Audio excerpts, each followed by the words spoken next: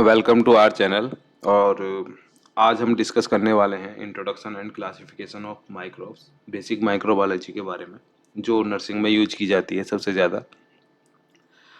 इसका आउटलाइन ऐसे है कि पहले मैं जो बताऊंगा वो इंट्रोडक्शन ऑफ माइक्रोब्स के बारे में बताऊंगा, फिर उसके बाद में classification of microbes, bacteria, virus, fungi, protozoa, algae, और उसके बाद में मैं कंक्लूजन दूंगा।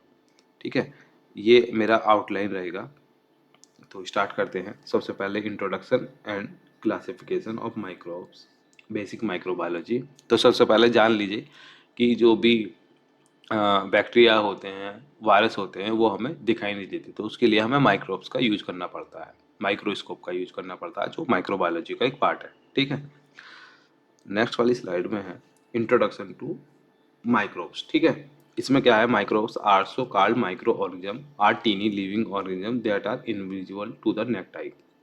ये माइक्रो ऑर्गेनिज्म जो होते हैं बहुत ज़्यादा छोटे होते हैं। ठीक है, आंखों से दिखाई नहीं देते, इसलिए हम क्या है कि आंखों से दिखाई नहीं देंगे तो हमें माइक्रोब्स का यूज करना पड़ेगा। तो इसको हम बोलते हैं माइक्रोब्स, जो हमें आंखों से नहीं दिखाई देते। ये हर जगह मिल जाएगा आपको। ठीक है, सॉइल में मिल जाएगा, वाटर में मिल जाएगा, एयर में मिल जाएगा, even inside the human body, human body में भी आपको माइक्रोब्स देखने मिल जाएंगे। अब माइक्रोब्स इंक्लूड बैक्टीरिया।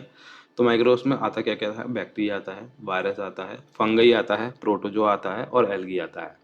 और भी बहुत सारी चीज़ें होती हैं जो आती हैं। तो ये माइक्रोब्स के टाइप होते हैं, जैसे bacteria, virus, fungi, protozoa, algae. Some microbes are beneficial. ठीक है, बहुत सारे ऐसे माइक्रोब्स होते हैं जो हमारी बॉडी के लिए बहुत अच्छे माने गए हैं, और बहुत सारे ऐसे खराब होते हैं जो हमारी बॉडी के लिए अच्छा नहीं होते, जो बीमारी बनाते हैं, जैसे वायरस हो गया, जैसे कोरोना वायरस हो गया। ठीक है, और जबकि कुछ ऐसे होते हैं जो हमारी बॉडी के लिए बहुत ज़्यादा ज़रूरी होते हैं। ठीक है, microbes play vital role in environment. ठीक है, एनवायरनमेंट में बहुत बड़ा इनका रोल होता है, such as decomposing organic material. जो भी कोई डेड बॉडी होती है, किसी रास्ते में पड़ी होती है, कहीं पड़ी होती है, तो उसको बैक्टीरिया खा जाते हैं। तो ये एनवायरनमेंट के लिए अच्छा है। और क्या करता है, रिसाइकलिंग न्यूट्रिएंट, न्यूट्रिएंट को रिसाइकल करेगा, प्लस जो भी कहीं पे कोई एरिया है उसको फर्टाइल कर देगा फसल के लिए। तो ये सब चीज़ माइक्रोब्स का काम होता है। क्लासिफिकेशन ऑफ माइक्रोब्स में क्या होगा, बैक्टीरिया के बारे में पढ़ रहे हैं, वायरस, फंगई, प्रोटोजोआ, एल्गी। एक छोटा सा शॉर्ट इंट्रो देख लेते हैं कि बैक्टीरिया को हम सिंगल सेल ऑर्गेनिज्म बोलते हैं, क्योंकि इसमें क्या होता है, एक ही सेल होती है, जबकि उसके पास में कोई न्यूक्लियस होता भी नहीं है।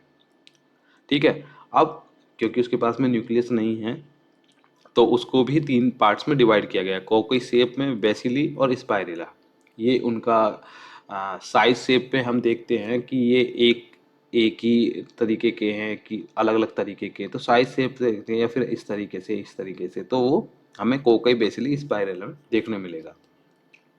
वायरस नॉन लिविंग थिंग होते हैं। ठीक है, पैरासाइट होते हैं। इसको, ये नॉन लिविंग पार्टिकल होते हैं, एयर में घूमते रहते हैं, बट इसको क्या है कि एक इंसान की जरूरत पड़ती है अपने आप को बनाए रखने के लिए। जैसे कि कोविड फ्लू हो गया, इसमें एक इंसान की जरूरत पड़ी थी और उन्होंने वहाँ पे ग्रो किया था और अपने आप को बनाया था उस केस में। बाकी ये वायरसेस जो होते हैं नॉन लिविंग होते हैं, ये मरे हुए होते हैं, जैसे इनको होस्ट मिल जाएगा तभी के तभी जिंदा हो जाते हैं। फंगई जो होता है, मल्टी सेल वाले होते हैं, यूनिसेलुलर वाले होते हैं, या तो एक सेल होगी या फिर बहुत सारी सेल होगी, जैसे ईस्ट हो गया। और इम्पोर्टेंट फॉर डिकम्पोजिशन, जो डेड बॉडी होती है सबसे पहले ईस्ट उसके ऊपर होता है उसको डिकम्पोज करने के लिए। प्रोटोजोआ, प्रोटोजोआ के बारे में बात करें तो सिंगल सेल ऑर्गेनिज्म होता है, सिंगल सेल और सेल्ड ऑर्गेनिज्म, एक ही सेल मिलेगी, और मूव कर सकता है और फीड कर सकता है, खाना बना सकता है, सम ऑफ पैरासाइट। ठीक है, एल्गी फोटोसिंथेसिस ऑर्गेनिज्म होती है, सबसे ज़्यादा कहाँ मिलेगी, पानी में मिलेगी। वो जो ग्रीन ग्रीन होती है ना पानी में, उसको हम एल्गी बोलते हैं। ऑक्सीजन का प्रोडक्शन करती है, ऑक्सीजन बनाती है वो, और फोटोसिंथेसिस करती है। मतलब फोटोसिंथेसिस कैसे, कि सनलाइट आएगी उससे अपना खाना बनाएगी। अब बात करते हैं बैक्टीरिया के बारे में। Bacteria are unicellular. ठीक है, एक ही सेल मिलेगी इस वाले केस में, और प्रोकैरियोटिक बोला गया है इसको क्योंकि इसके पास में क्या है, कोई न्यूक्लियस नहीं होता है। They reproduce through binary fission. Binary fission मतलब होता है एक सेल से दो बन जाना, दो से चार बन जाना, 4 से 8 इस तरीके का बोलते हैं binary fission. Bacteria are found in various environment, ठीक है, बहुत सारे एनवायरनमेंट में आपको मिलेगा, सॉइल में भी मिल जाएगा और ह्यूमन इंटेस्टाइन में भी मिलेगा, एनवायरनमेंट में मिलेगा, तो जगह जगह ये बैक्टीरिया मिलता रहेगा। सम बैक्टीरिया इज बेनिफिशियल और सम आर कॉज डिसीज, ठीक है। तो बेनिफिशियल मतलब जैसे लैक्टोबैसिली एक अच्छा वाला बैक्टीरिया होता है जो कार्ड बनाने के काम आता है, योगार्ट बनाने के काम आता है, सॉरी। और जो डिसीज होता है स्टेप्टोकोकस जो होता है वो बीमारी बनाता है। तो कुछ बेनिफिशियल होते हैं, कुछ नॉन बेनिफिशियल होते हैं, कुछ फ़ायदा पहुंचाएंगे, कुछ नहीं पहुंचाएंगे। Bacteria can be classified by shape, ठीक है। तो शेप बहुत लोगों की अलग अलग होती है, बहुत बैक्टीरिया की अलग होती है, स्पाइरल हो गई, रॉड शेप हो गई, ठीक है, और स्पाइरल हो गया। तो ये थोड़ा सा डीप है, पढ़ना पड़ेगा। फिर आता है वायरस के बारे में। वायरस का क्या है सीन कि वायरस आर टीनी पार्टिकल, ठीक है, और वायरस जिंदा भी नहीं रहते हैं, जब तक उनको कोई होस्ट नहीं मिल जाए वो ऐसे ही पड़े रहेंगे मरे हुए। स्मॉलर देन बैक्टीरिया, ठीक है, बट हार्मफुल ज़्यादा होते हैं बैक्टीरिया से। They are considered non living, ठीक है, जो जिंदा तो होते हैं नहीं। They consist of genetic material, किस किस से बना होते हैं, डीएनए से बना होता है, आरएनए से बना होता है, और एक प्रोटीन कोट होती है उसके ऊपर। प्रोटीन कोट का क्या काम होता है, प्रोटीन कोट जो होता है, जैसे कि कोई किसी को वायरस हो गया है, वायरस आ गया किसी की बॉडी में, तो दवाई दी जाती है। तो दवाई से बचने के लिए प्रोटीन कोट का यूज किया करते हैं वायरस, ये उसका डिफेंस सिस्टम है। Virus can not reproduce on their own, ठीक है, उनको किसी होस्ट की जरूरत पड़ेगी तभी वो रिप्रोड्यूस कर पाएंगे, तभी वो एक से दो, दो से चार बन पाएंगे। जब तक उनके पास में होस्ट नहीं है, ह्यूमन बॉडी नहीं है, फिर ऐसा कोई एनवायरनमेंट नहीं है, ये मरे हुए पड़े रहते हैं।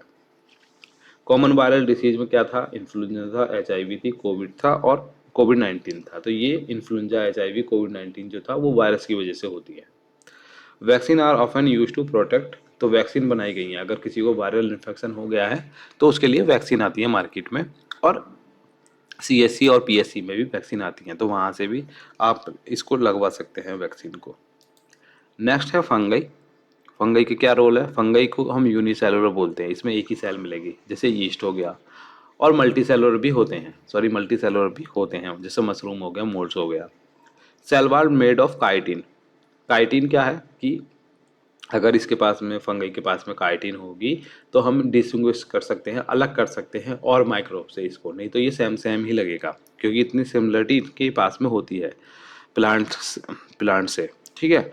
Fungi obtain nutrient by decomposing organic material, तो फंगई भी यही होता है जो मैंने आपको बताया कि डेड बॉडी को खाने वाला, और इसेंशियल रोल होता है इकोसिस्टम में, सबको पता है। Some fungi cause disease in human, ठीक है, बहुत जैसे कि बैक्टीरिया थे जो बहुत काम के थे, और कुछ मतलब काम के नहीं थे, बहुत ही ज़्यादा गंदे वाले हार्मफुल पहुंचा रहे थे, हार्म इफेक्ट डाल रहे थे। वैसे ही इनका भी होता है फंगाई का कि ये कुछ तो काम के होते हैं और कुछ काम के नहीं होते, ठीक है। तो जो डिसीज कर रहे थे वो एनिमल में, ह्यूमन में और प्लांट्स में कर रहे हैं। जैसे रिंग वॉर्म होता है, रिंग वॉर्म तो एलर्जी होती है, और एथलेट फुट होता है हाथी पाँव करके बीमारी, तो ये एक फंगई से आती है। Fungi are also beneficial in industry, ठीक है। तो हाँ, yeast use in bread and alcohol production, अगर ईस्ट होगी तो ही ब्रेड बन पाएगा जो हम आजकल में खाते हैं, और अल्कोहल का प्रोडक्शन भी ईस्ट से ही होता है, मतलब अल्कोहल यानी कि जिससे लोग ज़्यादा मरते हैं उस वाले की बात कर रहा हूँ।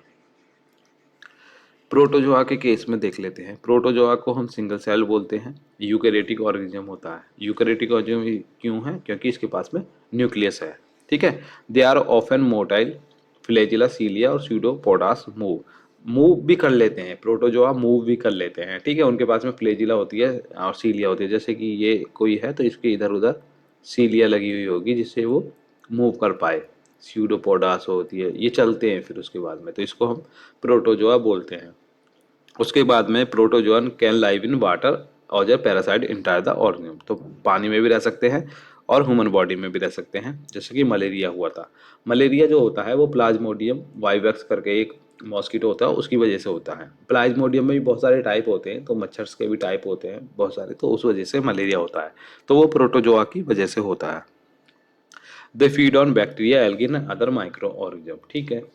प्रोटोजोआ आर की component of food chain in aquatic environment. Aquatic environment मतलब पानी वाला एनवायरनमेंट, तो ये क्या है कि की रोल करता है, की रोल, इसका की रोल है यहाँ पे, बहुत बड़ा रोल है इसका, मतलब इसका बहुत बड़ा रोल है किसमें, फूड चेन में।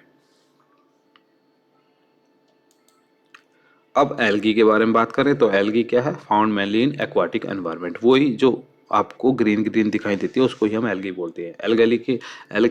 एल्गी के बारे में हमने फोटोसिंथेसिस के बारे में पढ़ा था। ठीक है, ये लाइट आएगी इसके पास तो ये अपना खाना बनाएगी और खाने में के बाद में क्या बनाएगी, O2 का प्रोडक्शन करेगी। ठीक है, अब they perform photosynthesis and produce oxygen. ठीक है, हाँ तो हमने अभी पढ़ा कि ऑक्सीजन ये देती है। और एल्गी बहुत सारे तरीके से हो सकती है, जैसे फाइटोप्लैंक्टन, ये सबसे छोटा होता है। ठीक है, उसके बाद में लार्ज सीवीड होता है, उसके बाद में बहुत बड़ा एक चीज होती है जिसे हम एल्गी का ही नाम देते हैं। एल्गी होती होगी पर वो बड़े साइज की होती होगी। Some algae used in food industry. ठीक है, जैसे स्पाइरुलिना हो गया, while other are called harmful algae blooms. तो ये भी ऐसी होती है कि कुछ तो बहुत बेनिफिशियल होती है और कुछ नहीं होती है। ठीक है, तो ये दोनों तरीके से आपको देखने मिलेगी। They play critical role in aquatic ecosystem. Aquatic मतलब पानी वाला, ये शायद फूड चेन का पार्ट होगी। हाँ, ये ना फूड चेन का ही ये एक पार्ट है। कंक्लूजन में हम देख लेते हैं। कंक्लूजन के केस में आप देखोगे कि ये जो माइक्रोब्स होते हैं वो बहुत डाइवर्स होते हैं, बहुत तरीके के होते हैं जो हमें अभी तक पता भी नहीं है। अभी तो रिसर्च चल ही रही है और बहुत ही ज़्यादा क्रूशल रोल प्ले करते हैं हमारी हेल्थ के लिए, इंडस्ट्री के लिए और एनवायरनमेंट के लिए। क्योंकि मैंने बताया था कि कुछ तो बेनिफिशियल होते हैं और कुछ बेनिफिशियल नहीं होते हैं। Understanding their classification help in ensuring their function. ठीक है, तो इनका फंक्शन, बेनिफिट और रिस्क पढ़ने वाले हैं नेक्स्ट में। और रिसर्च कंटिन्यू करते रहना चाहिए इसके ऊपर, माइक्रोब्स के ऊपर, जैसे कि बहुत सारी चीज़ों में हमें हेल्प मिल सकती है, मेडिसिन में, बायोटेक्नोलॉजी में, एनवायरनमेंट में और साइंस में। Thank you.